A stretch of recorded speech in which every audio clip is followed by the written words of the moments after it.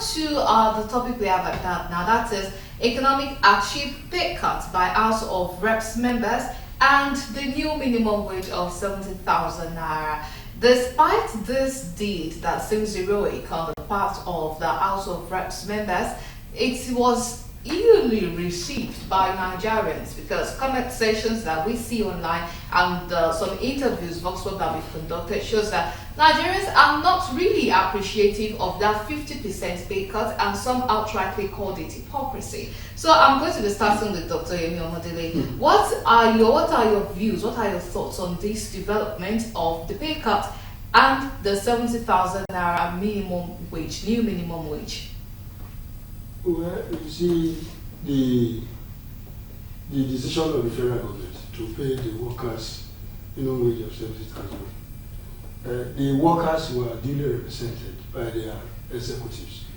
They reached consensus after a lot of meetings, several meetings, and at the end of the result for 70,000, good and fine. I pray that the state governments should also comply with the directive of the federal government so as that will lay that issue to rest permanently.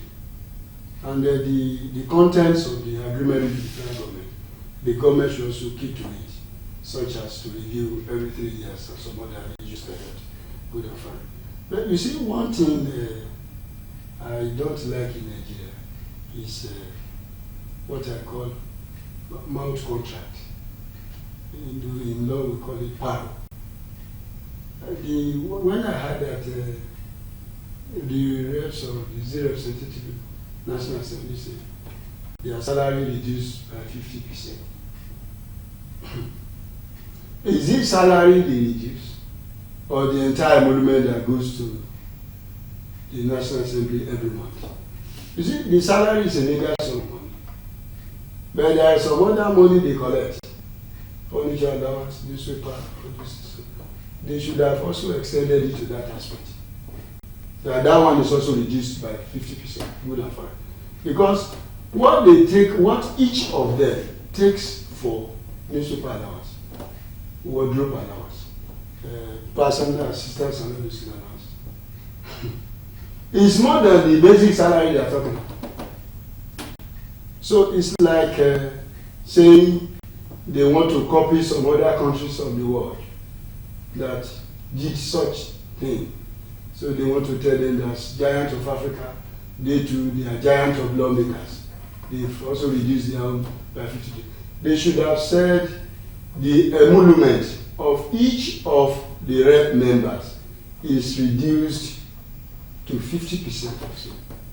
Whether furniture, whether services, whether petrol, whether newspaper, whether pay reduced by 50%. Well, I think if that had been said, Nigerians should have had a think about it. But then the other thing that baffles me is how will you and I know if the salary has been reduced? It's impossible. How will you and I know? Are they coming to show us their what they call the statement of account, or payment alert, or the draft issued to them? The answer is no, we cannot. We don't have access to it. If now some of them that are so, maybe they have their own political ambition, just to win the souls of Nigerians to vote for them in the next dispensation, went on there and said, our basic salary is this amount, our furniture salary is this. Those ones they went on there primarily to win Nigerians to vote for them. That was what they did. The ordinary, they wouldn't have said so. Were they the first person to go to National Assembly? Those ones they kept quiet. Now this one they are now suspecting that in 2027 the game may change. So how do I get these people? Let me come out and tell them this is subject. That was what I wanted to do. Who is a Mugu? No Mugu in Nigeria again. Now then, the other thing is that you went on and said our salary reduced by 50%. How will Nigerians know that you have reduced it by 50%? Don't deceive us. Nigerians are more intelligent than that. So to me, it's a near say. So it may not take effect. Because, you know, in the payment of those entitlements and salaries to the National Assembly members and to other office holders is guided by law. Yes. So if it's guided by law, have they amended that law? Have they? If it has not been done, then how do you reduce it? So they just said it to satisfy Nigeria, say we have done this. Then they say our legislators, they are performing. Let me tell you one thing. You see, politicians, I always say, they are highly intelligent. If you are not intelligent, you cannot be a successful politician. A politician will be projecting what will happen in the next 20 years. And if he projects it, it will be like that. If you are not a politician that can project properly, you can't contest among an election. So you see, when I watched it, I saw that I want to tell Nigerians that what I take home every month is for salary. I told them, I said, look at this one. Look at this one. When he has collected that money for, I think, over a year now, why did he not say so when he got to office 3 weeks or 4 weeks after? He did not. Having enjoyed those emoluments, the benefits for over 1 year, he went on there because he knew that less than 2 years to come, election is coming. So how do I win this people? I need to say this. That was what they are doing. So our legislators were good and fine. You have gone on there and said salary reduced by 50%. Good. But how do we know? Okay. Have you amended the law to that effect? Okay, all right. If the law has not been amended, that payment remains what? Stays forever. All right. Now let's take the view of Professor Badejo on this issue of the House of Reps members 50% pay cut. Do you see it as a heroic deed, or are you also going by the popular opinion that it means absolutely nothing to assuage the plight of Nigerians?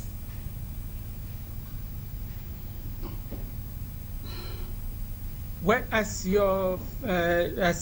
Modele had suggested, and I agree with him that perhaps we should be looking at the budgets as opposed to salary.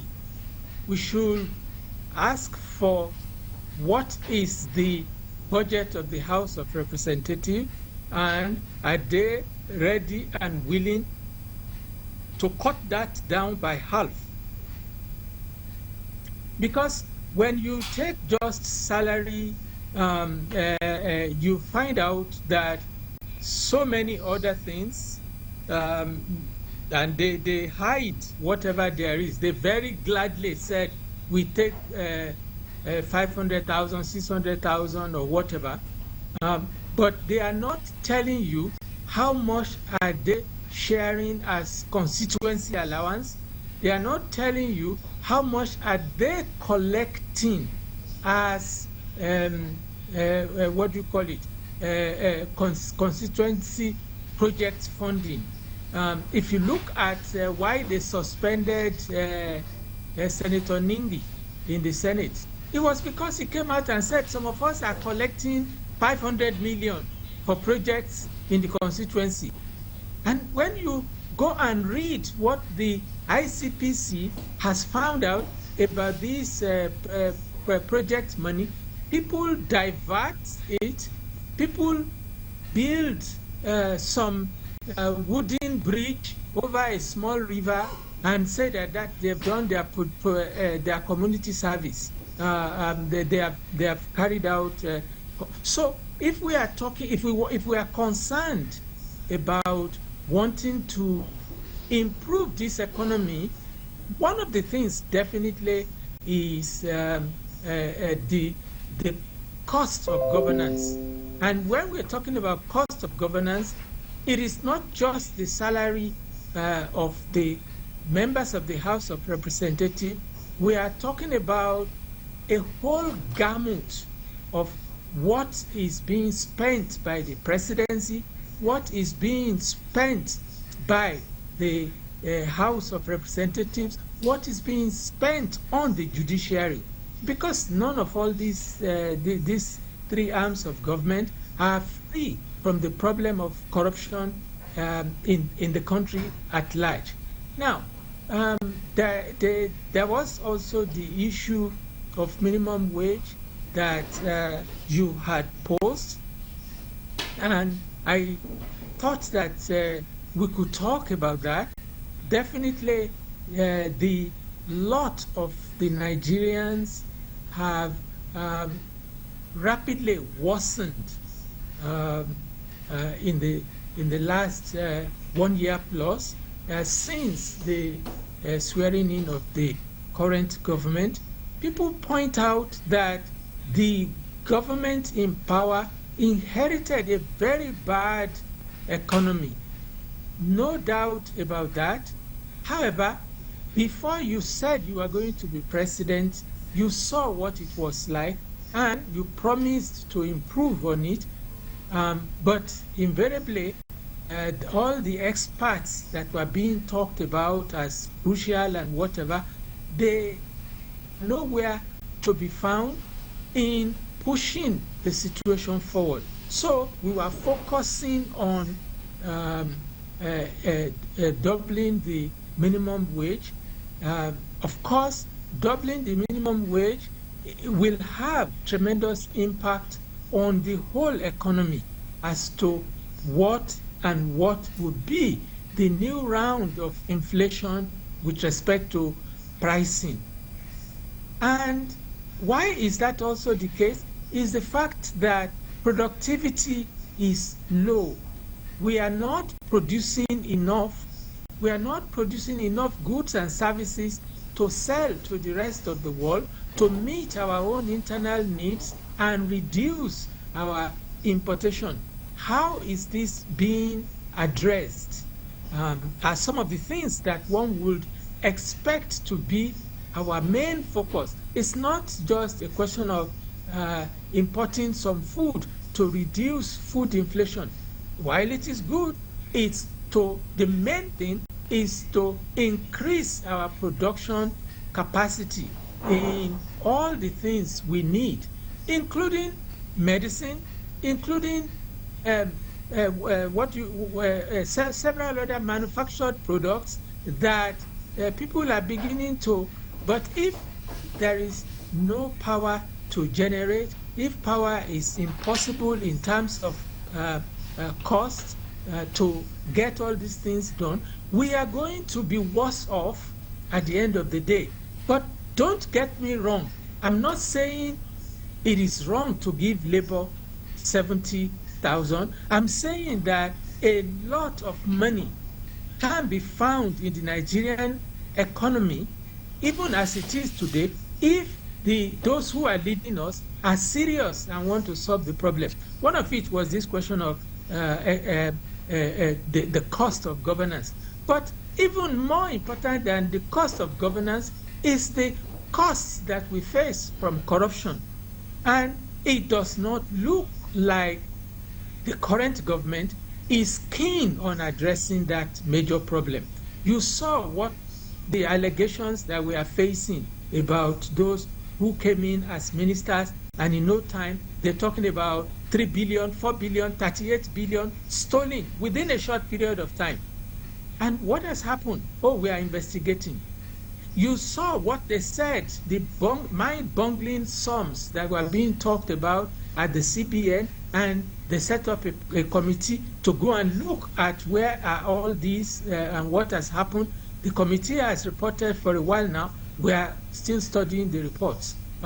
There isn't any concrete effort. Femi Falana wrote a long list of what he called the low-hanging fruits on corruption. For instance, a bunch of banks under Soludo, for them not to go under, were lent $7 billion. They did not pay back till today. And in fact, as Femi Falana found out, they have been written off. The money has been written off. If we get all this money back, the value of the naira will change immediately. Production will rise in several other respects, because there will be money available to handle infrastructure developments. Look at what it has cost us to try to improve the power situation in the country, and nobody knows where the money is. Several of all these are more crucial than people telling us, oh, 70,000 is going to be inflationary. If the naira were to return to a reasonable level, 70,000 would be a big amount of money. But when you take that 70,000 into the international realm, and people will tell you, is Gary international? But the person who is making the Gary, let's even forget that uses mechanism and whatever, needs to buy malaria drugs. And malaria drugs used to cost what? And what are they costing today? So you have to factor in that international impact to look at what is the overall value that 70,000 is bringing in to a person. And then we are focusing on the federal government paying. We need to look at many states still did not pay the 30,000 before the increase to 70 now. Many private entities, teachers in some places in northern Nigeria are set to be under 10,000 naira as monthly wages without anything else.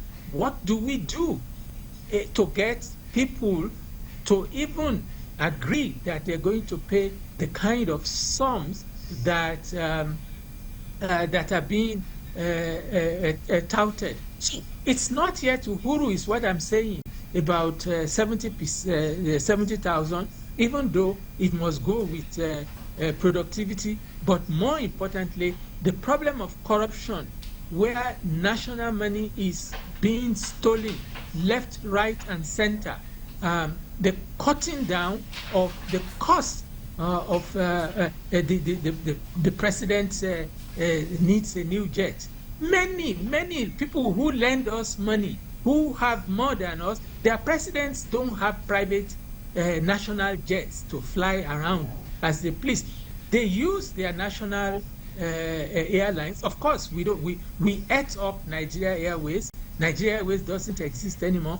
But you can use Air Peace, or you can use any of the other ones. You don't have to go and borrow Shaguri's plane to go to South Africa as president in order to show us that we must buy a new some 10 planes in the kitty, and we want to buy a new. All these are areas that are taking away the resources that should have gone into taking care of the poor, those who are at the bottom of society. I sincerely hate to do this. I sincerely hate to cut off the flow of your thoughts, but sadly we are sharply running out of time. Sincere apologies. Thank you so much for your immense contributions today on Firecrackers. We truly appreciate it. Thank you so much for your time. You are very welcome. I appreciate being able to share thoughts with you. Many thanks.